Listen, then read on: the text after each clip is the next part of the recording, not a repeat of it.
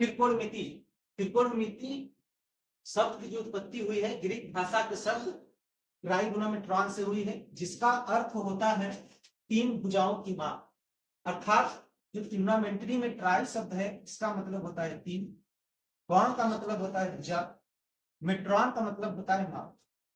तो बात करते हैं त्रिकोणमिति की परिभाषा क्या होती है। त्रिकोणमिति की यहाँ परिभाषा की हम बात कर रहे हैं। त्रिकोणमिति के अंतर्गत किसी त्रिभुज की भुजाओं तथा उसके कोणों के बीच के संबंधों के बारे में अध्ययन किया जाता है।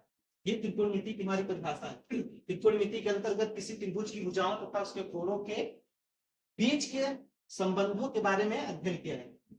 तो त्रिकोणमिति पढ़ने से पहले सबसे पहले मुझे समकोण त्रिभुज के बारे में जानना आवश्यक है। त्रिकोणमिति के अंतर्गत सबसे पहले मुझे समकोण त्रिभुज के बारे में जानना आवश्यक होता है। समकोण त्रिभुज क्या होता है? वह त्रिभुज जिसका एक कोण 90 अंश हो उसे समकोण त्रिभुज कहते हैं। किसी भी समकोण त्रिभुज में कोण ए के सामने की भुजा को हम लंब कहेंगे। तो ये वाला क्या हो जाएगा? आधार। इसको मैंने ब्लैक से लिखा है, कोण ए तो लंब है और आधार। कोण सी, अगर कोण सी की बात करेंगे तो कोण सी के सामने की भुजा क्या हो जाएगी? ये वाली लंब हो जाएगी ए बी, और फिर ये आधार। यहाँ पर मैं ये ब्लू पेन यूज किया हूँ, ये ब्लू है। अगर कोण सी पर है तो लंब क्या है मेरा? ए बी, आधार क्या है? बी सी।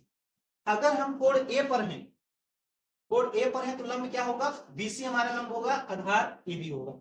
ये समझने वाली सबसे बड़ी बात है।